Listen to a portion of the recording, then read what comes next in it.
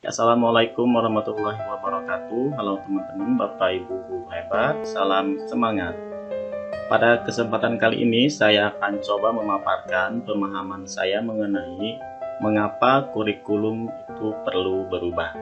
Baik, di sini yang pertama kita bahas dulu mengenai apa itu kurikulum. Sebenarnya belum ada pengertian kurikulum yang mengikat. Meskipun kurikulum sering dimaknai sebagai keseluruhan pengalaman belajar murid dan juga titik awal sampai titik akhir pengalaman belajar murid, serta kurikulum juga itu diibaratkan sebagai jantungnya pendidikan. Jadi jika jantungnya lemah, maka proses penyaluran darah tidak lancar dan bisa berakibat fatal. Nah, seperti itu juga dengan kurikulum. Apabila kurikulum itu lemah, maka proses pendidikan itu juga tidak akan berjalan secara optimal. Lalu di sini ada 4 komponen dalam kurikulum. Ini menurut Ralph Tyler dalam bukunya The Basic Principle of Curriculum. 4 komponen itu diantaranya adalah tujuan, kemudian konten, metode atau cara, serta evaluasi. Lalu apa peran dan fungsi kurikulum itu? Nah, di sini setidaknya ada beberapa hal tentang peran dan fungsi dari kurikulum. Pertama yaitu mewariskan nilai dan budaya masyarakat yang relevan dengan masa kini, kemudian mengembangkan sesuatu yang dibutuhkan saat ini dan masa depan, serta menilai dan memilih sesuatu yang relevan atau kontekstual sebagai kontrol sosial. Berikutnya, kurikulum yang baik adalah kurikulum yang sesuai dengan zamannya. Nah, jadi kita tahu bahwa murid-murid kita sekarang ini hidup di zaman di mana teknologi itu semakin canggih dan kita sebagai seorang guru dituntut harus selalu mengembangkan diri kita untuk mengikuti perkembangan zaman. Nah, begitu juga kurikulum yang diterapkan di sekolah kita itu hendaknya adalah kurikulum yang sesuai dengan zamannya saat ini. Lalu mengapa kurikulum itu perlu dirubah? Setidaknya ada beberapa hal yang menjadi isu kekinian tentang alasan mengapa kurikulum itu perlu dirubah.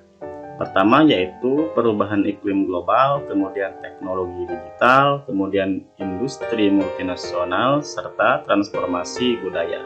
Nah, inilah setidaknya isu kekinian yang menjadi latar belakang perubahan kurikulum itu sendiri.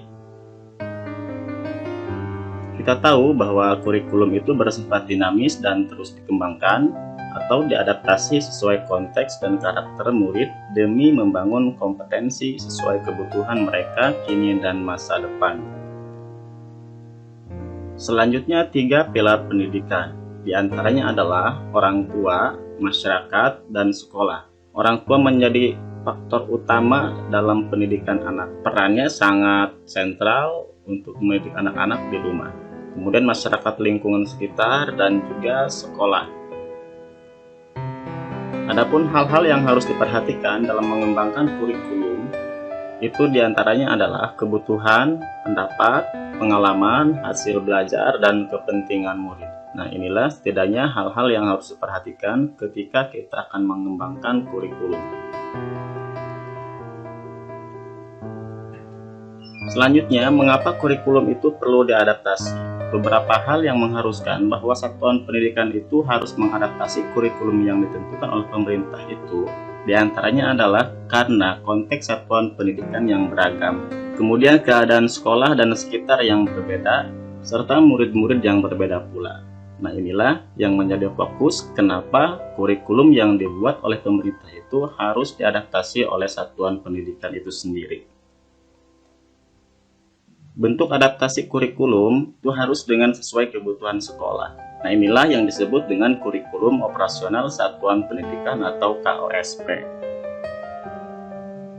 Kemudian kerangka dasar kurikulum itu diantaranya adalah tujuan pendidikan nasional, profil pelajar Pancasila, struktur kurikulum, prinsip pembelajaran dan asesmen, serta capaian pembelajaran, di mana sekolah juga bisa mengintegrasikan visi sekolah dalam KOSP itu sendiri.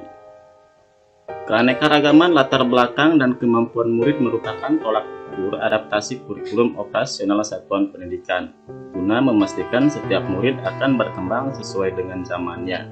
Nah, jadi setiap satuan pendidikan harus mengutamakan kepentingan dan kebutuhan murid dalam mengadaptasi kurikulum di satuan pendidikannya itu sendiri.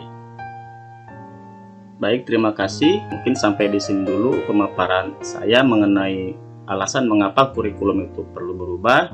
Kurang lebihnya saya mohon maaf. Assalamualaikum warahmatullahi wabarakatuh.